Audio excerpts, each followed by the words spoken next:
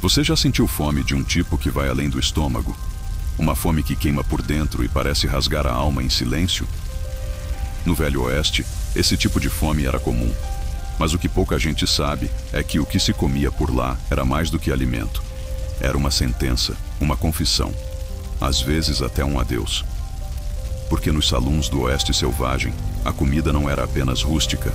Era crua como a vida de quem cruzava aquelas portas rangentes com poeira nas botas e sangue nas mãos. E hoje, você vai descobrir algo que os filmes nunca mostraram: o verdadeiro gosto da solidão. Nesse vídeo, você vai mergulhar numa narrativa esquecida. Não sobre tiroteios, nem sobre heróis ou vilões, mas sobre o que era servido quando a noite caía e os homens se sentavam, não para saborear, mas para sobreviver. Vamos explorar o que existia no prato e o que era sufocado por trás de cada garfada. Porque havia mais verdade nas panelas de ferro fundido do que nas promessas de qualquer xerife. E quando a fome se sentava à mesa, todos aprendiam que comer também podia ser um ato de desespero e de redenção. Era fim de tarde quando ele entrou. O sol escorria pelas frestas do salão como ouro derretido, e o ar cheirava a suor seco, cavalo molhado e madeira antiga. Ele não disse nada, ninguém dizia. Ali, os homens conversavam com os olhos. Sentou-se perto do balcão, arrastou uma cadeira e ficou parado, esperando. A fome tinha nome naquele lugar, mas ninguém ousava pronunciá-lo. E quando finalmente serviram a travessa de estanho, com feijão grosso e um pedaço disforme de carne, ele apenas olhou, como quem encara um espelho do passado. O som das esporas batendo contra o chão rachado se confundia com o tilintar dos talheres. Havia algo de sagrado e triste naquela cena. Comer ali era uma cerimônia silenciosa, um pacto entre os vivos e os quase mortos. A carne, quase sempre dura, mastigava de volta. Mas ninguém reclamava, porque no Oeste reclamar podia custar caro. Comer em silêncio era sinal de respeito e de medo, porque às vezes o que estava no prato tinha mais história que o próprio cliente.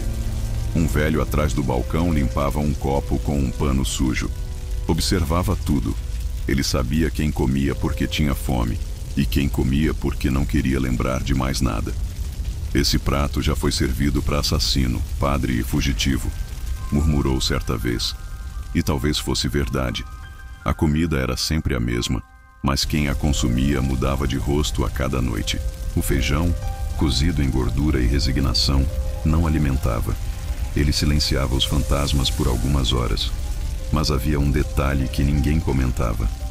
Todo prato vinha com uma fatia de pão endurecido, quase uma rocha. E aquilo não era por economia, era um lembrete, um símbolo. No Velho Oeste, pão duro significava que o tempo passava e que nem todos aguentavam esperar o dia seguinte. Comer aquele pão era como roer os próprios erros, uma penitência mastigada em ritmo lento, com os olhos presos em nada, enquanto a lembrança de alguém morto fazia morada no peito. Certa noite, um homem caiu da cadeira enquanto comia. Ninguém se moveu. O garfo ainda estava na mão dele e o prato quase vazio. Depois de alguns segundos, um dos cowboys se aproximou, puxou o chapéu sobre os olhos e disse: melhor deixar ele dormir. Mas ele não estava dormindo. Ele tinha morrido. Morrido de fome ou de culpa, ninguém soube. Enterraram atrás do salão, sem nome, sem cruz. E na manhã seguinte, a mesma travessa foi lavada e reutilizada. Você entende agora? Comer não era só um ato físico. Era uma dança entre o fim e o começo, entre o que se perdia e o que se fingia manter. E não havia cardápio. O que tinha era o que sobrava. Ossos, gordura, raízes, às vezes até carne de animal doente. Mas tudo tinha um propósito: manter o homem vivo, ou mantê-lo no mesmo lugar, imóvel, como uma sombra de si mesmo. Comer era uma pausa no castigo da existência.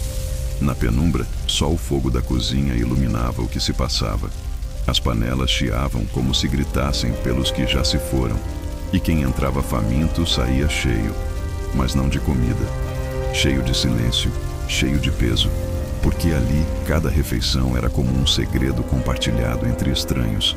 E talvez, só talvez, Fosse por isso que ninguém conseguia dormir em paz naquela cidade. A comida não te deixava esquecer quem você era. Ela te lembrava. O Velho Oeste não era feito apenas de tiroteios, cavalos e uísque. Ele era feito de feijões mal cozidos, de carnes difíceis de identificar e de pedaços de pão que pareciam pedras. E mesmo assim, havia beleza. Uma beleza sombria, como a de um homem que mastiga em silêncio, sabendo que aquela pode ser sua última refeição, ou sua última chance de fingir que ainda sente algo. No fundo, todo o salão era um confessionário, e o prato, um altar. Comenta aqui se isso te despertou.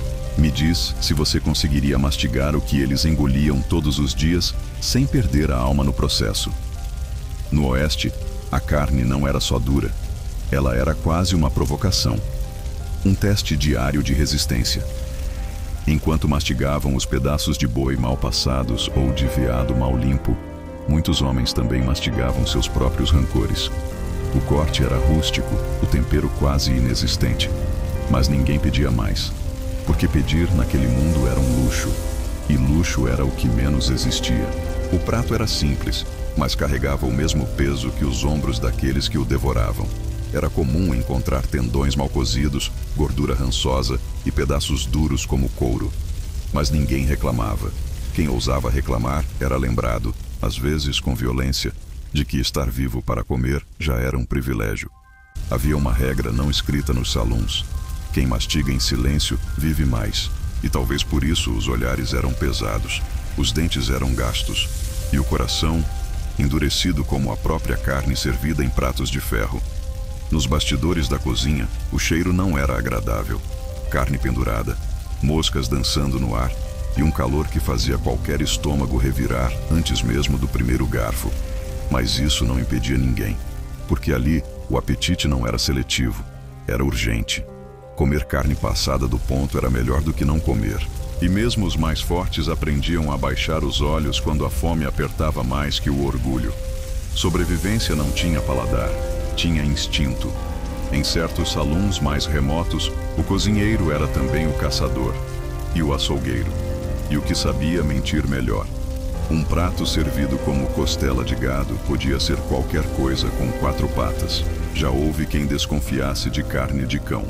Outros juravam ter sentido gosto de cavalo, mas ninguém confirmava nada, porque a verdade ali era um luxo ainda mais perigoso do que a própria comida. Melhor engolir calado do que morrer curioso. Uma vez, um garimpeiro chegou ao salão depois de dias perdido no deserto. Magro como um esqueleto, sujo de sangue seco e com o olhar quebrado. Deram a ele um pedaço de carne quase crua, sem perguntar nada. Ele devorou como um animal.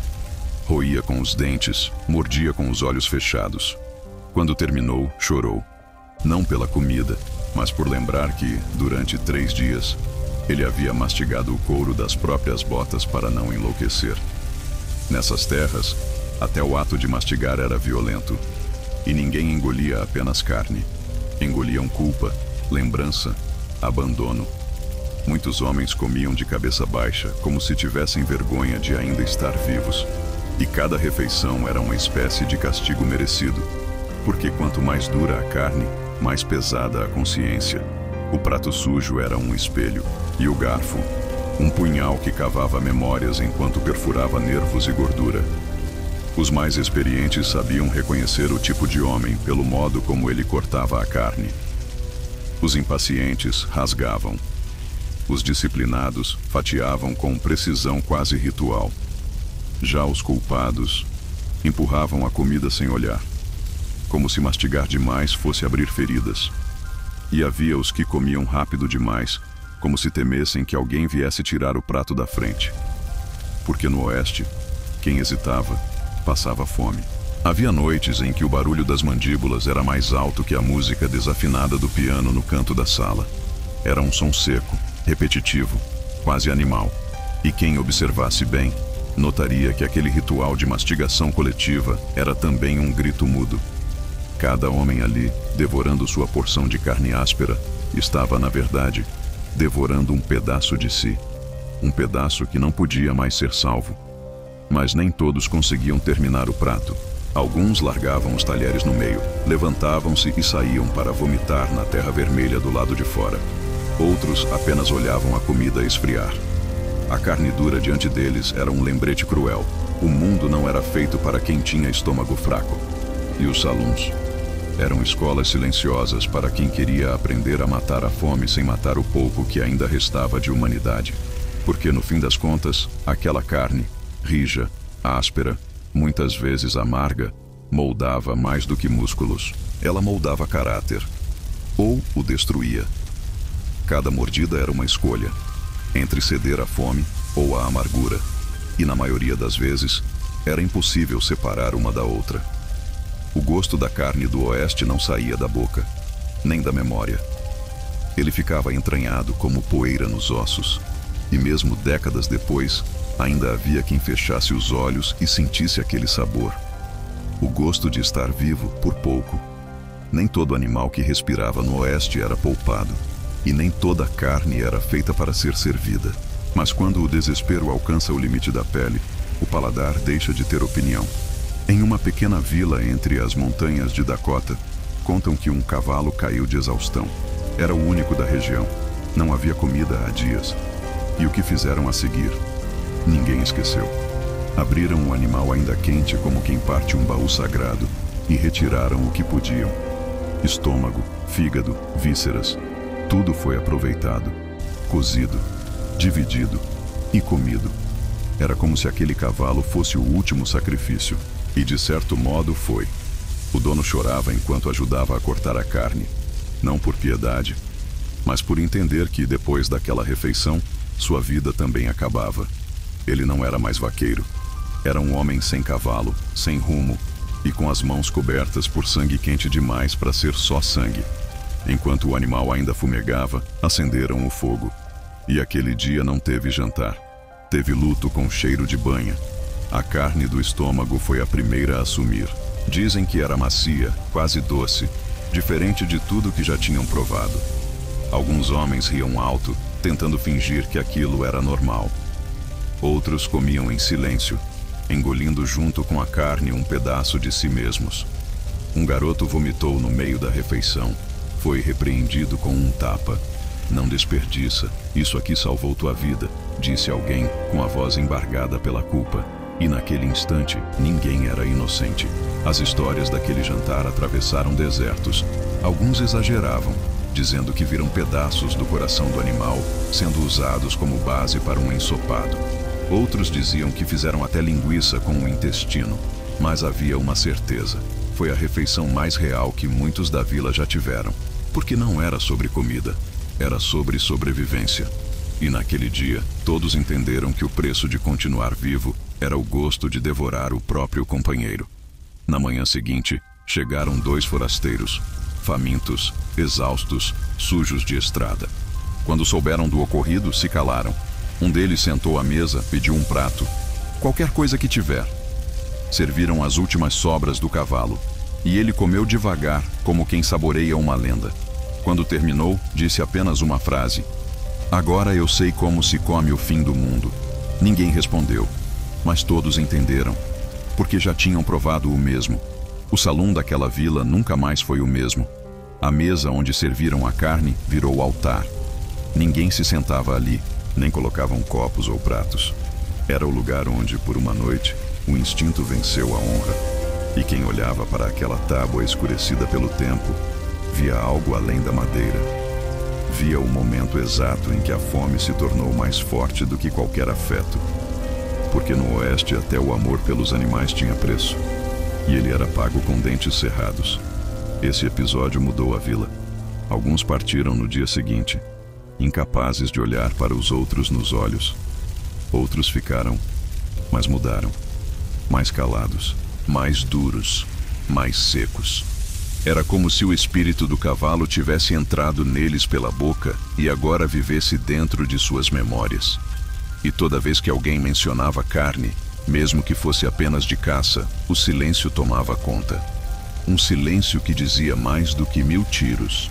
Mas, ainda assim, havia quem dissesse que aquele jantar o salvou, não só do frio ou da fome, mas da ilusão. a ilusão de que há limites inquebráveis. Porque ali, todos aprenderam que, diante da morte, até os limites mais sagrados podem ser transgredidos. E talvez essa seja a parte mais sombria de todas. Não o que foi comido, mas o que foi quebrado por dentro. A inocência, a pureza, a ideia de que há coisas que nunca faremos, até precisarmos. No Velho Oeste, comer era um ato político, emocional e espiritual. Mas naquele jantar, foi um ato final, um rito de passagem. Um marco entre o que os homens eram antes e o que se tornaram depois. E enquanto os pratos eram lavados em silêncio, a água escorria vermelha, espessa, como se fosse a própria história sendo apagada aos poucos. Mas não dá para lavar aquilo que fica entranhado na alma. Eles não deixavam rastros, nem sobrenome, nem histórias. Eram homens secos, de rosto queimado pelo sol, olhar duro e silêncios pesados. Chegavam montados em cavalos magros, com poeira até os ossos e o cheiro de sangue escondido sob o couro. Sentavam-se sem pedir licença, pediam algo para comer, qualquer coisa, e enquanto esperavam, acendiam um cigarro como quem acende um lamento. Eram os homens sem nome, e suas refeições eram curtas como suas vidas. Tinham o hábito de comer com o chapéu baixo sobre os olhos. Mastigavam devagar, mas com força, como se cada mordida fosse uma guerra interna. Ninguém sabia de onde vinham, nem para onde iriam. Só se sabia que estavam fugindo de alguma coisa, da lei, do passado ou deles mesmos. E quando comiam, parecia que tentavam afogar tudo isso no prato raso de feijão com carne salgada. Era como assistir um ritual de despedida. Havia um que sempre pedia o mesmo prato: feijão, toucinho e um pedaço de pão velho. E um copo de uísque ao lado. Nunca trocava, nunca agradecia. Só comia, pagava e sumia. Até que um dia, não pagou. Levantou-se, olhou nos olhos do cozinheiro e disse: "Hoje foi a última vez que comi como homem." Saiu e horas depois, foi encontrado morto fora da cidade. O prato que tinha deixado inacabado virou lenda. Diziam que quem comesse o resto teria o mesmo destino. Ninguém ousou tocar. O salão, naquela noite, ficou mais frio. Como se aquele homem tivesse levado um pedaço da alma do lugar. E, de alguma forma, levou mesmo. Porque os homens sem nome não passavam. Eles marcavam. Cada um deixava um rastro invisível entre as cadeiras e as tábuas do chão.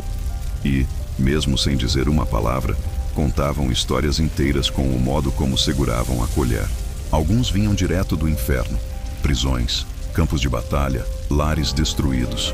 E quando se sentavam para comer, era como se buscassem redenção.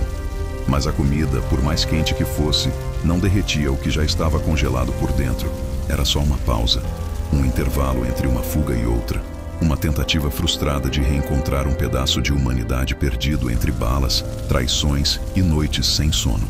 Você podia reconhecê-los pelos olhos, sempre inquietos, sempre vigiando o entorno.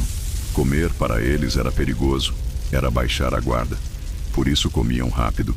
Ou então fingiam que não sentiam fome, mas a fome estava ali, nos ossos, na alma, na expressão cansada. Era uma fome que não passava com carne. Era outra coisa. Era uma sede por paz, uma que o prato jamais saciaria.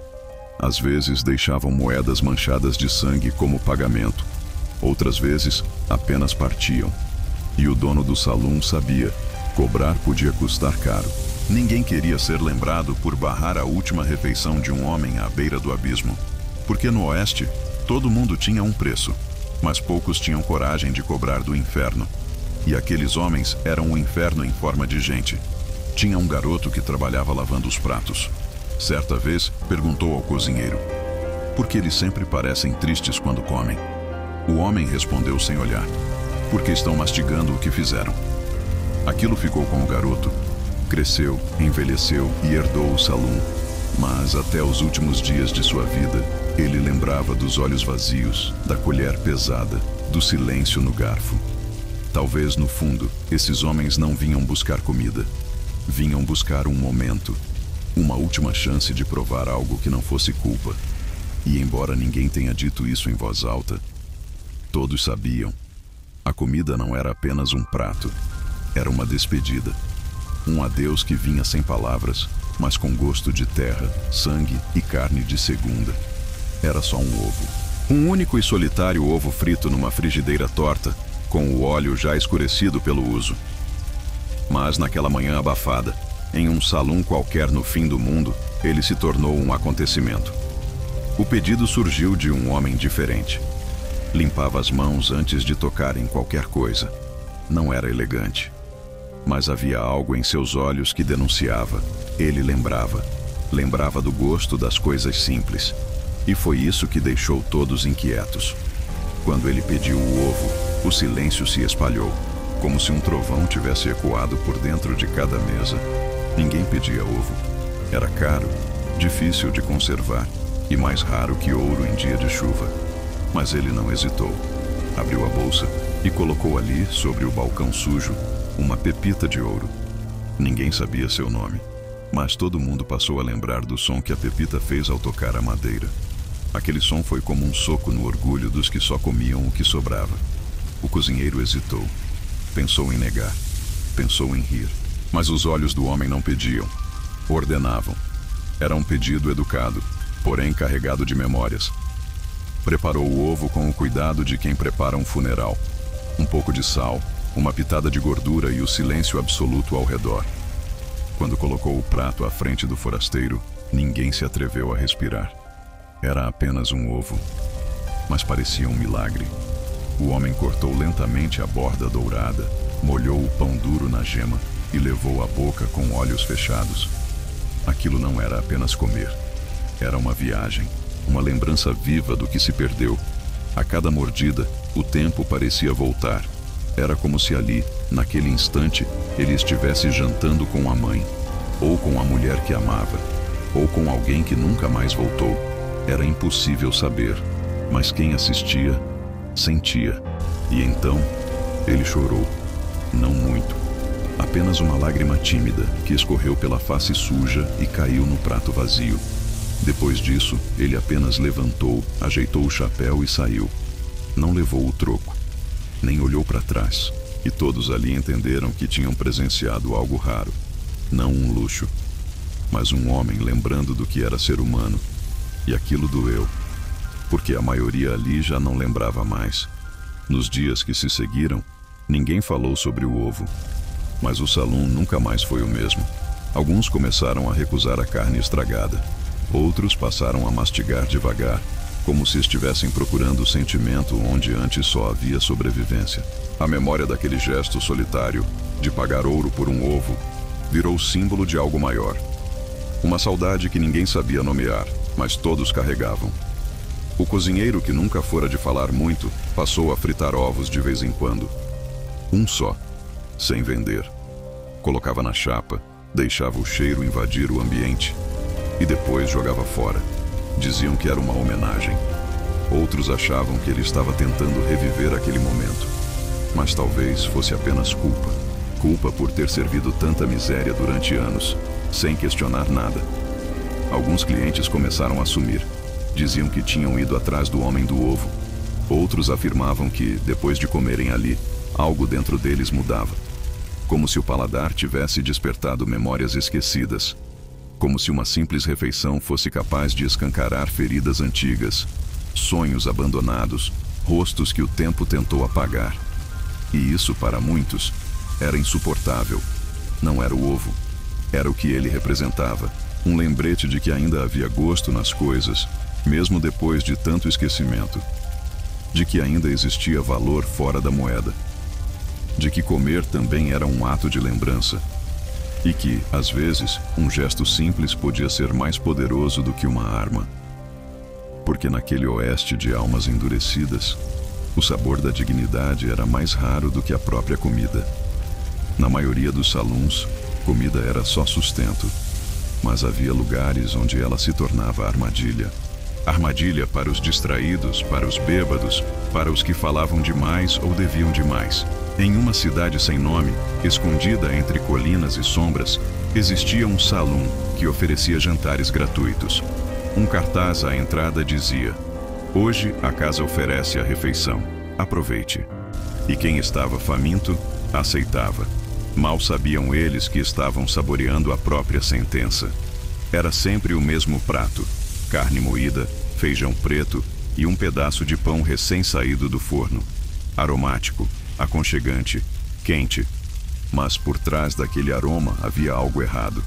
Porque ninguém ali servia comida de graça. Ninguém desperdiçava comida no Oeste. E os que conheciam o lugar sabiam: se você fosse convidado para jantar ali, era porque alguém queria que você não acordasse no dia seguinte. A carne vinha macia demais. O feijão, temperado com ervas que ninguém sabia o nome. Mas quem comia, dormia. E quem dormia, às vezes não acordava. A ceia era servida com uma gentileza rara, um sorriso, um olhar demorado. Como se o cozinheiro soubesse que aquele seria o último prato da vida daquele homem. E talvez soubesse mesmo, porque muitos eram servidos, poucos voltavam. Era um ritual, um último conforto antes do fim. Certa vez, um caçador de recompensas chegou faminto. Pediu a comida gratuita. Sorriu. Brindou com os outros. Comeu com vontade.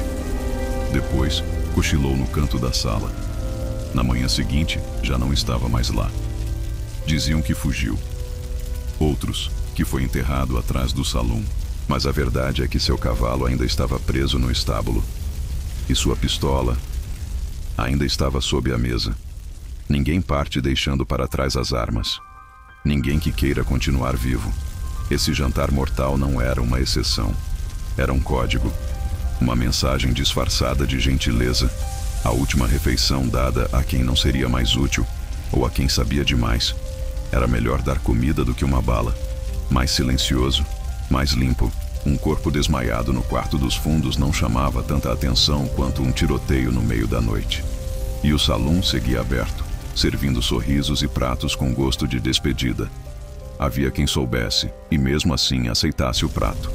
Porque às vezes, morrer alimentado era melhor do que seguir vivendo com fome. Um homem já velho aceitou a refeição e comeu com calma.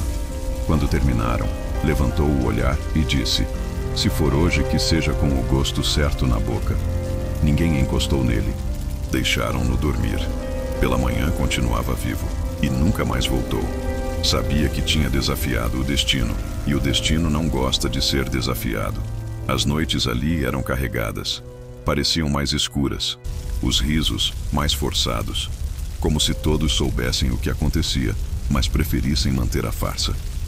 Era mais fácil conviver com o veneno quando ele vinha acompanhado de pão fresco e carne tenra. E o mais assustador era perceber que, com o tempo, aquilo parecia normal. A morte passava pela mesa como uma velha conhecida, puxava uma cadeira e comia junto. Quem servia a comida nunca se sentava para comer. Ficava atrás, observando. Sabia quem estava ali por acaso e quem havia sido marcado. Às vezes até trocava o prato. Dava a comida envenenada a um que ninguém esperava, porque no Oeste a vida era um jogo sujo. E às vezes a ceia era só mais uma jogada, um movimento sutil, um cheque-mate com gosto de feijão e carne moída.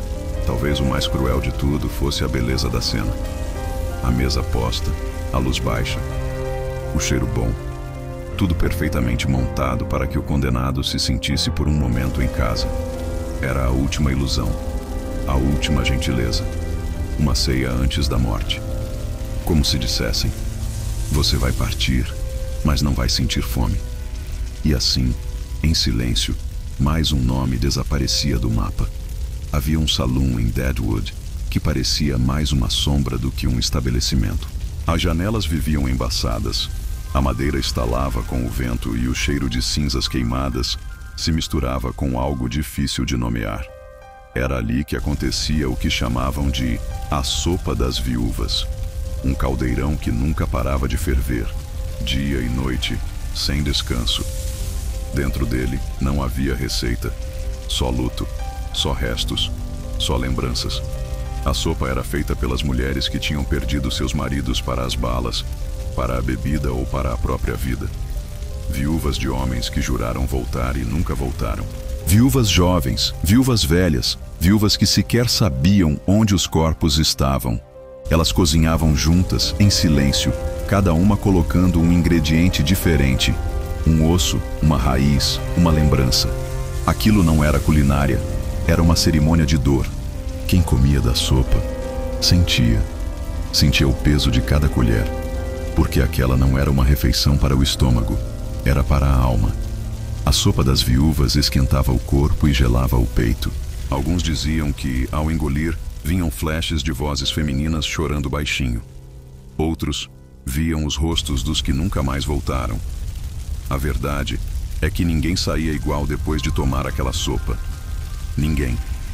Era oferecida de graça. Sempre. Mas ninguém repetia o prato. Não por falta de fome, mas por excesso de dor. A primeira colheria era suportável. A segunda, amarga. A terceira era insuportável, como se o sabor carregasse uma espécie de assombração. As viúvas serviam com uma expressão que misturava piedade e punição, como se dissessem, sem palavras: você não sabe o que é perder tudo, mas vai provar o gosto disso. E os homens comiam. Comer era também um pedido de perdão. Muitos deles sabiam que poderiam ter sido os maridos dessas mulheres, ou que deixaram alguém viúva em outra cidade. A sopa era um lembrete de que a morte no oeste não doía só em quem partia, doía mais ainda em quem ficava. E aquela dor era destilada em cada litro do caldo fervente. Era impossível não sentir. Certa vez, um jovem entrou e zombou da tradição. Disse que sopa era coisa de criança. Sentou-se, pegou uma tigela e riu alto. Depois da segunda colher, calou-se. Na terceira, chorou. Não gritou, não correu. Apenas chorou, como se a sopa tivesse tocado uma parte dele que estava adormecida.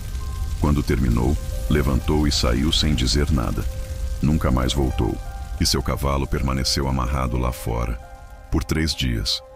As viúvas nunca explicavam o que colocavam no caldo. Diziam apenas que era o que sobrou. Sobras de outros pratos, de outros dias, de outras vidas. Mas o sabor era inconfundível. Um gosto de abandono, de saudade, de espera. E quando a última colher era raspada no fundo da tigela, vinha um vazio tão grande que parecia arrastar o coração junto. Alguns clientes pediam para levar. Quero dar para minha esposa. As viúvas recusavam. A sopa não podia sair dali. Era como se estivesse ligada ao chão, às paredes, à história do lugar. Tirar aquele caldo do salão seria como arrancar a cruz de um túmulo. Não era permitido. E quem tentava, nunca mais era visto com os mesmos olhos. A sopa era sagrada. E sagrada era sua dor. O fogão continuava aceso, dia após dia. E mesmo quando não havia ninguém para comer, as viúvas cozinhavam, como se cozinhar fosse a única forma de manter os mortos vivos. Cada borbulha era uma memória, cada vapor, um nome que se recusava a ser esquecido. E o sal, esse não precisava ser adicionado. Ele já vinha das lágrimas que caíam no preparo, noite após noite, ano após ano. Nem tudo era o que parecia nos salões do Velho Oeste. Na verdade, quase nada era. E isso se aplicava também à comida. As panelas ferviam não só com ingredientes, mas com histórias mal contadas, identidades falsas e intenções obscuras. Serviam frango, que voava baixo demais, carne de gado, que ninguém viu ser abatido, e um ensopado do dia, que mudava de gosto conforme o cliente. O prato vinha quente, mas o que ele escondia era sempre frio. O garçom servia com um sorriso treinado, o cozinheiro com a cabeça baixa, e o cliente com a esperança de que dessa vez fosse verdade. Mas nunca era. A mentira era tempero, era protocolo, era instinto de sobrevivência, porque naqueles salões, contar a verdade era mais perigoso do que servir carne estragada. O silêncio entre os talheres dizia tudo. Comer era também fingir. Uma vez, um forasteiro perguntou: "Isso é coelho?" O cozinheiro respondeu com um riso seco. Hoje ele correu devagar. E todos riram, mas ninguém achou graça de verdade. Porque sabiam que naquele prato podia estar qualquer coisa, menos coelho. Talvez gato, talvez roedor, talvez algo que não valia a pena nomear. Porque no oeste, a fome tornava tudo possível. Até engolir aquilo que seria impensável em tempos normais. Mas a mentira não estava só na carne. Estava no pão que diziam ser fresco e era do dia anterior. no café que era só água morna com fuligem. Estava nos temperos falsos, na manteiga que era sebo, no leite diluído. Comer era um jogo de faz de conta, um teatro montado para que o estômago não discutisse com a consciência, porque no fundo todos sabiam o que estavam comendo, só preferiam não dar nome, como se não nomear fosse o mesmo que não existir, e mesmo assim comiam, porque era mais fácil engolir mentiras do que encarar a verdade. Estavam sozinhos, quebrados, esquecidos. Comer algo real exigia algo que eles não tinham mais: esperança. Então mastigavam, fingiam, pagavam e voltavam no dia seguinte, como viciados em ilusões.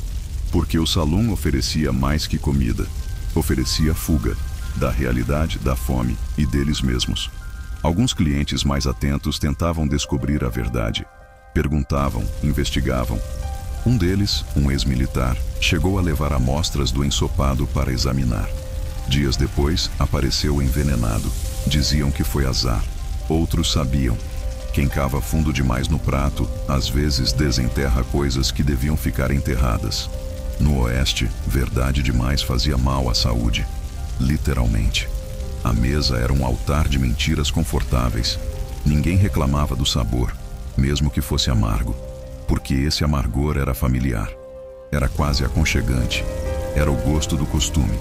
Reclamar era arriscado. Perguntar, perigoso. Insistir, fatal.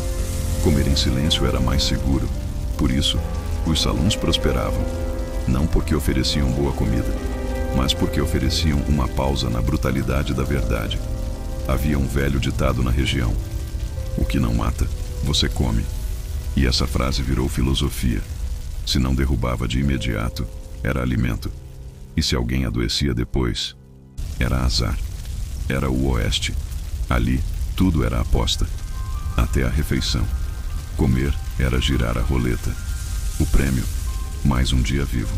A punição, um dia a menos para lamentar. E a mentira continuava sendo servida bem quente todos os dias. Num canto do salão, um garoto crescia observando tudo. Lavava pratos, limpava mesas, ouvia conversas. Um dia perguntou ao cozinheiro: por que a gente mente tanto na comida? E o homem respondeu: porque a verdade já machuca demais. Se a comida também for honesta, ninguém volta amanhã. E o garoto entendeu. Cresceu. E um dia se tornou o novo dono do salão. Continuou servindo as mesmas mentiras, com um novo sorriso. Diziam que ele cozinhava como quem escrevia uma carta. Cada prato era um recado silencioso, uma mensagem que só os atentos conseguiam captar. Chamavam-no de Velho Irving. Um homem de poucas palavras, mãos queimadas de caldeirão e olhos que pareciam ter visto mais mortes do que qualquer pistoleiro. Trabalhou por anos no salão de uma vila esquecida e um dia desapareceu sem deixar rastros, ou quase. O que ficou para trás foi um caderno, escondido entre as tábuas do chão, atrás da cozinha. O caderno não tinha capa. As páginas estavam amareladas, marcadas por gordura e o que parecia ser sangue seco. Dentro dele, não havia receitas comuns. Eram anotações estranhas, listas de nomes, datas e, ao lado de cada nome, a descrição de um prato. Mas o mais assustador não era isso. Era o padrão. Cada vez que alguém desaparecia da vila, um prato novo surgia no menu do salão e o nome da pessoa sumida estava registrado naquelas páginas. Ninguém sabe quem encontrou o caderno primeiro, mas quando a notícia correu, o salão virou um lugar maldito. Alguns juravam que o velho Irving cozinhava para os mortos, outros que usava carne humana. Havia páginas com rabiscos que pareciam fórmulas, notas de temperatura e algo como rituais. Um trecho dizia: quando a alma estiver pronta, o sabor será inesquecível. E abaixo, o nome de um jovem que nunca mais foi visto. As autoridades não investigaram. Tinham medo, porque o velho Irving era respeitado, temido. Ele sabia demais. Sabia quando alguém ia morrer.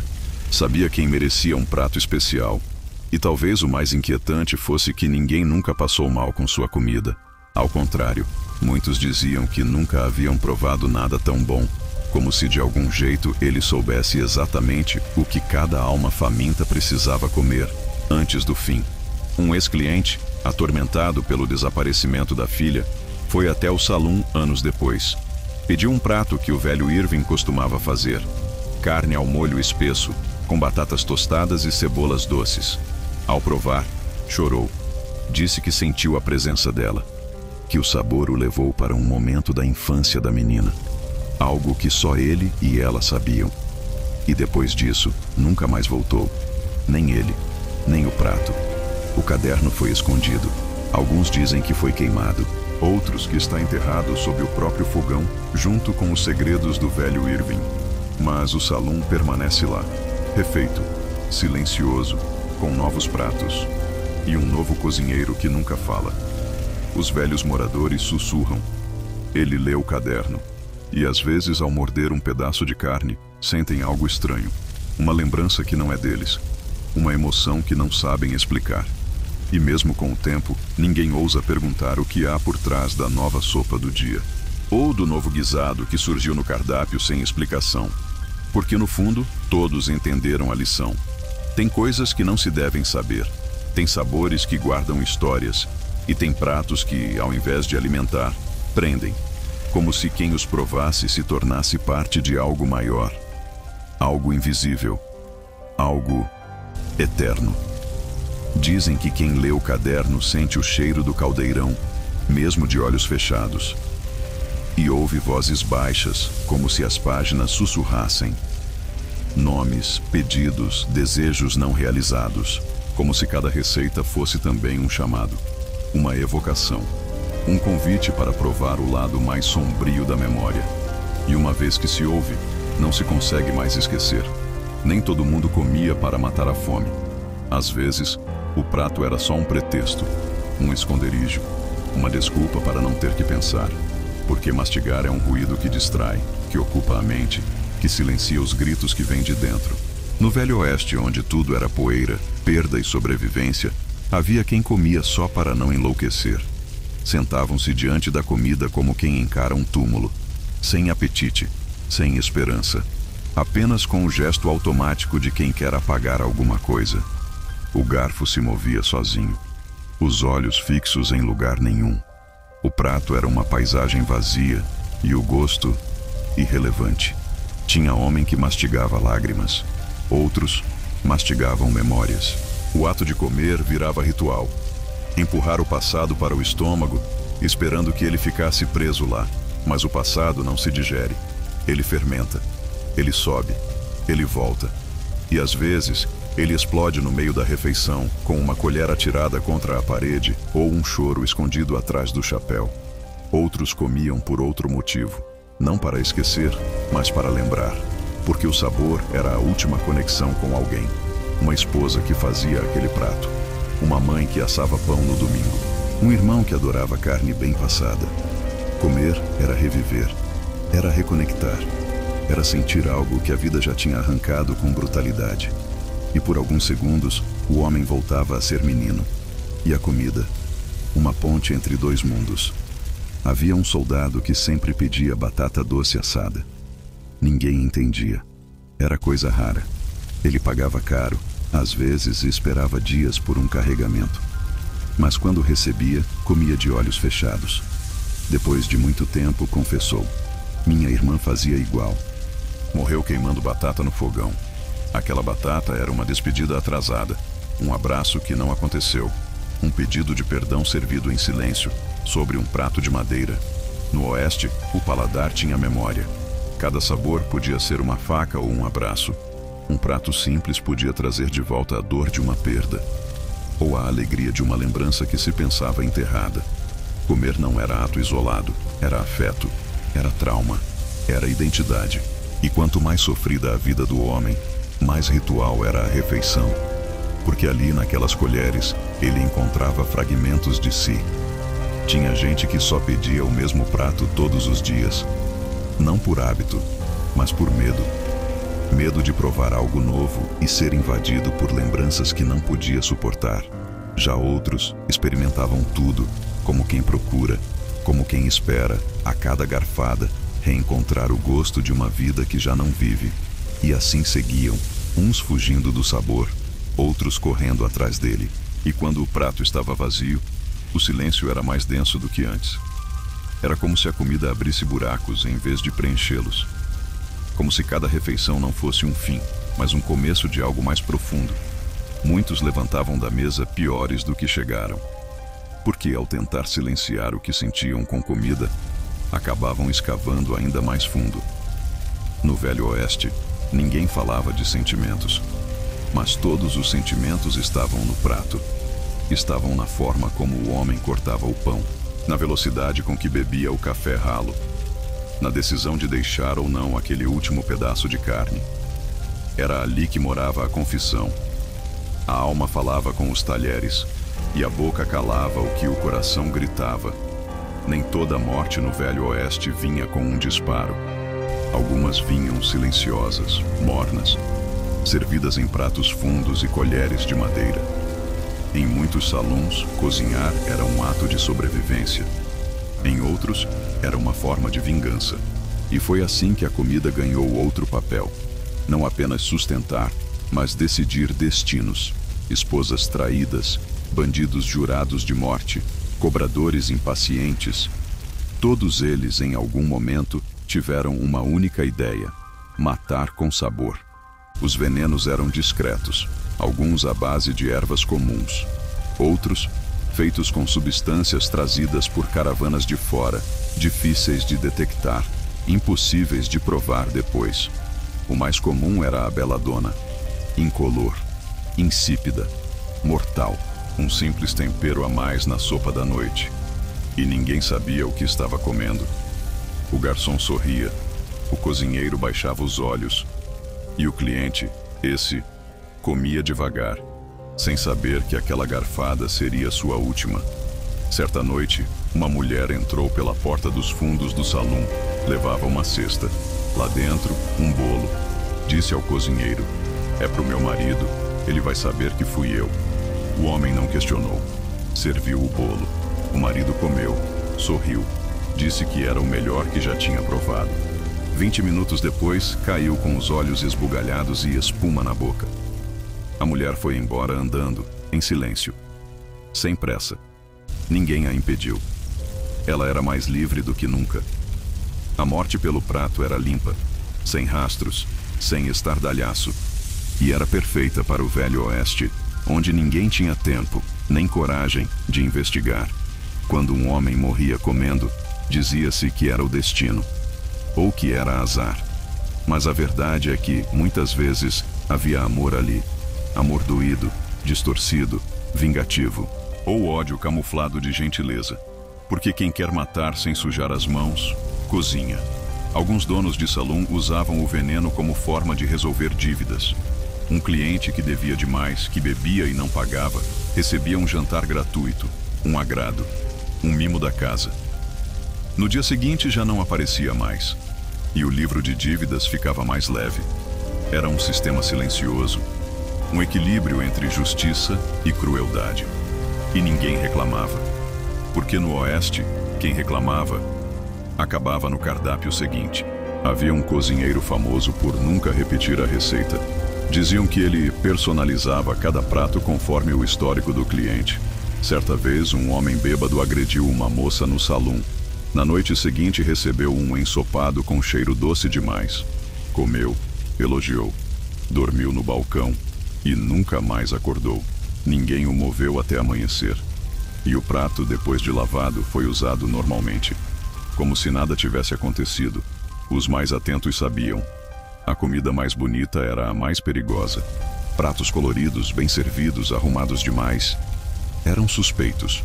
Quem vivia no Oeste sabia que nada era tão generoso sem motivo. E por isso muitos começaram a recusar gentilezas. Não aceito prato de graça, diziam, porque sabiam, o preço podia vir depois, e nem sempre em moedas. Até o cheiro da comida podia denunciar. Algumas substâncias alteravam o aroma do caldo, mas quem tinha fome não notava. A barriga falava mais alto que o instinto, e a morte que vinha escondida na colher era silenciosa como a noite. Só se percebia quando já era tarde. Quando o corpo começava a pesar, os olhos ficavam opacos, e o calor da sopa virava calafrio. A culinária envenenada era uma arte, uma dança entre justiça e barbárie. E talvez por isso ninguém falava disso em voz alta. Era um pacto coletivo de silêncio, porque todo mundo conhecia alguém que morreu assim. Mas ninguém queria admitir, porque admitir seria reconhecer que, em algum momento, também poderíamos ser o próximo prato servido. Era fim de noite quando ele chegou. A lua estava alta, mas fraca. As poucas estrelas mal conseguiam furar o breu que cobria a cidade como um luto antigo. O salão estava vazio, exceto pelo dono e um cachorro dormindo embaixo da escada. O homem entrou em silêncio. Usava um capote pesado, coberto de pó, e um lenço que escondia metade do rosto. Ninguém o conhecia. Ninguém o ouviu falar. Apenas apontou para uma mesa no canto e aguardou. O cozinheiro hesitante preparou algo simples: arroz, feijão, carne, prato comum. Mas à noite, não seria. Ele comeu devagar, mastigava como quem contava os segundos. O garfo nunca fazia barulho no prato. E os olhos, aqueles olhos que ninguém conseguia encarar por muito tempo, estavam fixos em nada. Depois da última garfada, ele limpou a boca, pegou um caderno do bolso e escreveu algo. Deixou o bilhete embaixo do prato, levantou-se e saiu. O cachorro latiu, inquieto. O dono do salão seguiu até a mesa e leu, no papel, uma frase só: o Oeste engole mais do que digere. E embaixo, nada. Nenhuma assinatura, nenhum sinal. Apenas uma mancha que parecia tinta ou sangue seco. O dono do salão correu até a porta, mas o homem já havia sumido. Nenhuma pegada, nenhum som, como se tivesse evaporado no ar frio da madrugada. E foi ali que a dúvida se plantou. Quem era aquele homem? O que ele veio buscar? Ou o que veio deixar? Na manhã seguinte, o prato ainda estava lá, frio, intacto, mas diferente. A carne parecia mais escura, o arroz úmido demais, e o feijão tinha um cheiro que ninguém conseguiu identificar. Chamaram o padre, chamaram o ferreiro. Ninguém tocava, ninguém ousava mexer. Era como se aquele prato guardasse algo, uma presença, uma maldição, uma lembrança. E assim ele ficou, coberto com um pano branco, por 7 dias. No 8º decidiram enterrá-lo. Não o homem, ele continuava um mistério, mas o prato. Cavaram atrás do salão, em um canto esquecido, e ali depositaram o que ficou, como quem enterra um corpo, como quem sela uma maldição. E sobre o buraco, colocaram uma placa de madeira, simples, com a mesma frase do bilhete: o Oeste engole mais do que digere. E ninguém nunca mais falou sobre aquilo, mas o que veio depois foi pior. A comida no salão começou a estragar rápido. O fogo do fogão se apagava sozinho. E durante algumas noites o cachorro latia para o canto da cozinha, como se visse alguém ali. Alguns disseram que era só paranoia. Outros que o homem havia deixado mais do que uma mensagem. Talvez um aviso. Ou talvez ele nunca tivesse existido. Talvez fosse apenas o reflexo de tudo que aquela cidade tentou esconder. Contam que, desde aquela noite, os viajantes que pedem o mesmo prato, arroz, feijão e carne, têm sonhos estranhos. Sonham com desertos sem fim, com mesas cheias de pratos vazios, com vozes sussurrando palavras que ninguém entende. Alguns acordam suando, outros não acordam. E quando alguém pergunta, o salão responde com silêncio. Porque o nome do prato nunca foi registrado, e o rosto do homem nunca foi lembrado. A verdade é que o Velho Oeste tem fome. Fome de histórias mal contadas, de gente esquecida, de almas que passaram rápido demais para serem entendidas. E às vezes, essa fome se serve sozinha, em pratos comuns, com talheres frios, esperando apenas que alguém, qualquer um, sente-se à mesa e aceite comer o que não devia ser servido. Nem todo alimento alimenta. No Velho Oeste, comer era muitas vezes um ato mecânico, mas carregado de consequências invisíveis. Cada mordida trazia consigo um peso que ia além da carne e do feijão. Era o peso do dia que passou, do que se perdeu, do que se fez para estar ali sentado, vivo. A comida podia ser pouca, mas a culpa, essa vinha em porções generosas. E mastigar era, muitas vezes, suportar, como quem segura o choro no canto da boca. Tinha homem que parava no meio da refeição. O garfo tremia. O suor escorria mesmo no frio. Não era fome, era lembrança. Era o estômago recusando engolir aquilo que a mente já não conseguia esconder. Um pedaço de carne podia trazer de volta o cheiro de uma casa que pegou fogo. Um gole de caldo, a voz de um filho que nunca mais voltou. Porque a comida, no Oeste, não servia só ao corpo. Servia também à memória e à penitência. Alguns comiam tudo. Raspavam o prato como se a fome fosse eterna. Mas não era só fome. Era medo de faltar. De reviver o tempo em que não havia nem o que mastigar. Eram garfadas rápidas, desesperadas. Como se o tempo estivesse contra eles. E estava. Porque no Oeste, você nunca sabia se o prato seguinte viria. Ou se você ainda estaria vivo para prová-lo. Comer era correr contra a própria morte, um garfo de cada vez. Outros deixavam comida no prato. Sempre o mesmo pedaço, o último, o que poderia completar a saciedade. Mas não completavam, como se aquele último pedaço simbolizasse algo que não podiam aceitar, que estavam de alguma forma satisfeitos. E no Oeste, satisfação era pecado, era baixar a guarda, era assumir que se pode parar de lutar. E ninguém ali queria parar, porque parar era morrer devagar. Certa vez, um andarilho pediu um prato e ficou só olhando. Não tocou, não falou. Quando o dono perguntou por quê, ele respondeu: já comi demais nessa vida e nada me encheu.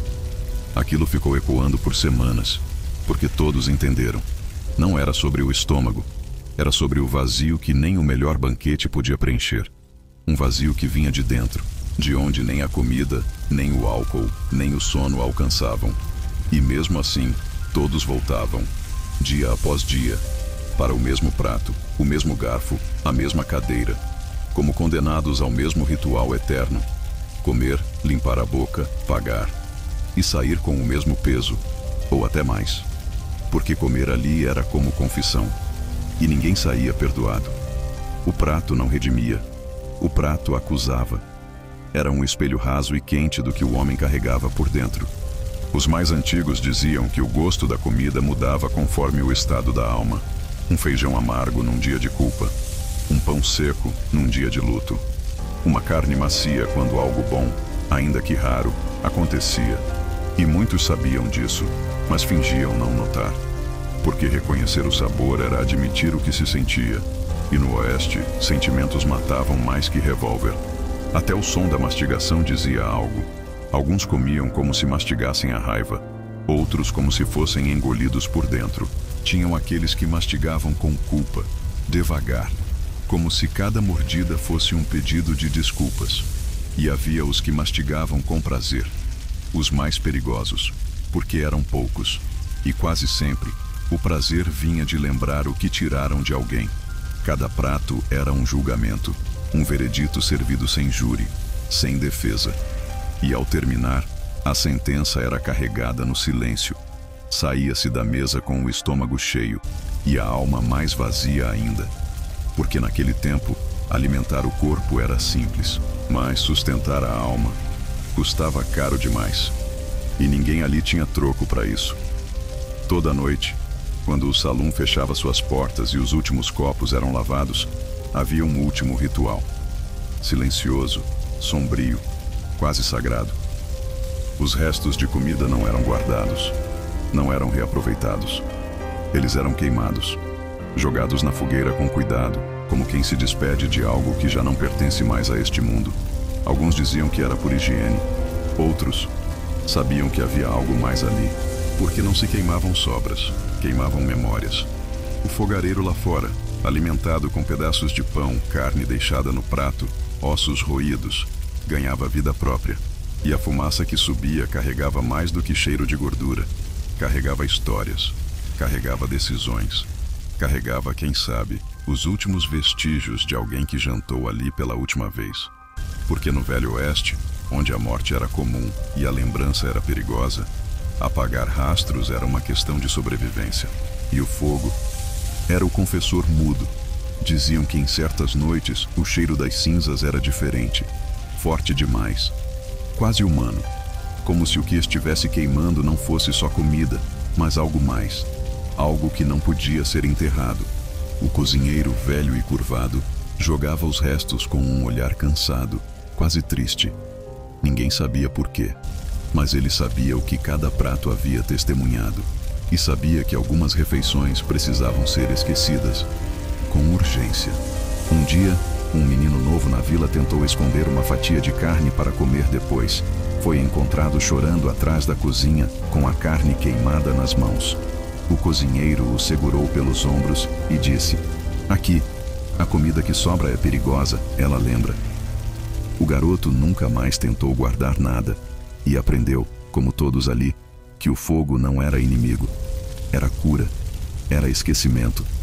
Era o único jeito de não ser seguido pelo que ficou no prato. Havia uma história sobre um homem que se recusou a queimar sua última refeição. Guardou um osso como lembrança.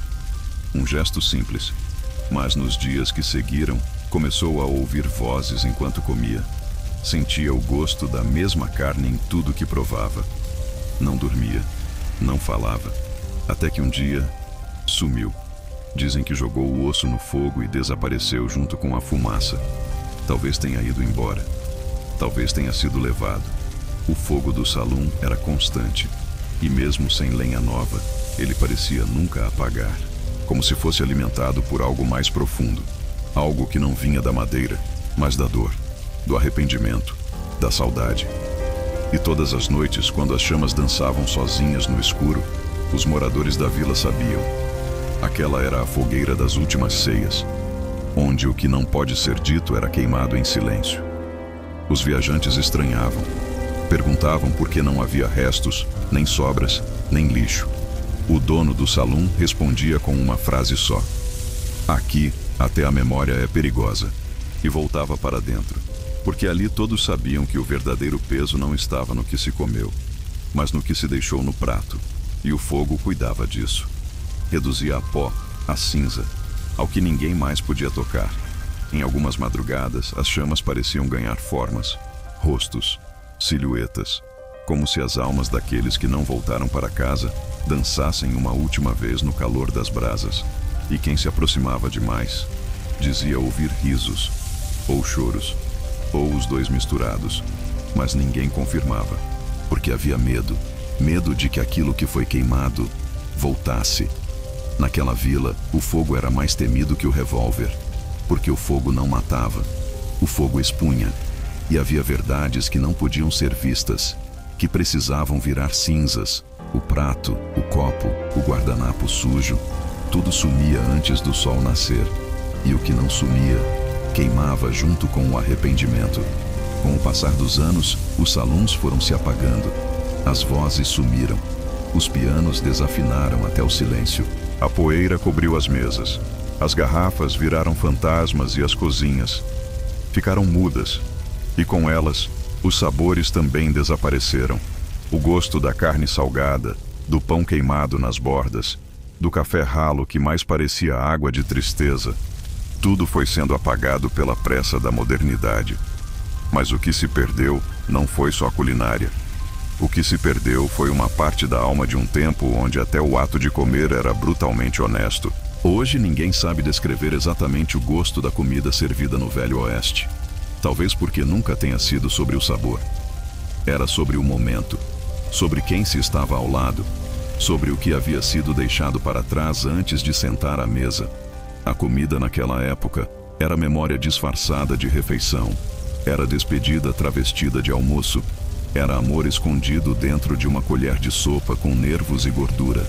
As receitas não foram registradas, ninguém fez questão, porque as histórias que habitavam cada prato eram difíceis demais de repetir.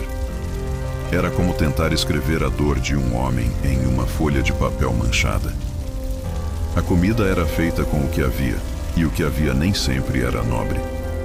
Mas mesmo assim, havia algo de sagrado em cada panela. Algo que não se pode replicar com ingredientes, só convivência. E quando alguém tenta hoje recriar aqueles pratos, falta alguma coisa. Não é o sal, nem o ponto da carne. É o silêncio, o olhar de alguém quebrado diante do prato, A presença da morte espiando pela porta. A urgência de um mundo que não te esperava terminar a refeição antes de te tirar tudo. Era esse pano de fundo que temperava a comida. E era isso que dava sentido ao sabor. Havia no fundo uma beleza crua em tudo isso. Uma dignidade silenciosa. Um ritual de sobrevivência que transformava qualquer pedaço de osso em altar. E por isso, quando se fala hoje em comida do Velho Oeste, poucos entendem. Acham que era só carne seca e feijão. Mas era mais. Era tudo que o homem tinha quando já não tinha mais nada. Era a última âncora antes do abismo. Cada prato era uma despedida disfarçada. Cada garfada, uma tentativa de dizer: ainda sou humano. E talvez seja por isso que hoje tanta gente sente um vazio mesmo com a barriga cheia. Porque o que falta não está na comida, está no que ela representava. Em tempos onde se mastigava mais do que carne, mastigava-se a própria existência. Os salões viraram ruínas, os pratos enferrujaram, as fogueiras se apagaram, mas as histórias, essas continuam, vivem nos ecos, nos cheiros que surgem do nada, na memória coletiva que insiste em lembrar daquilo que o tempo tentou apagar. Porque o sabor da verdade, mesmo quando é duro e amargo, não desaparece. Ele se esconde e volta quando menos se espera. Talvez o gosto da comida do Oeste nunca volte, mas o que ela provocava ainda pode ser sentido no silêncio de uma noite, no peso de um prato cheio, na memória que surge com um cheiro qualquer. Porque tem coisas que o tempo tenta apagar, mas a alma insiste em guardar. Mesmo que doa, mesmo que pese. Se isso fez sentido para você, comenta "Eu tô aqui" nos comentários. Me diz, qual sabor da sua vida você ainda carrega? Mesmo quando tenta esquecer,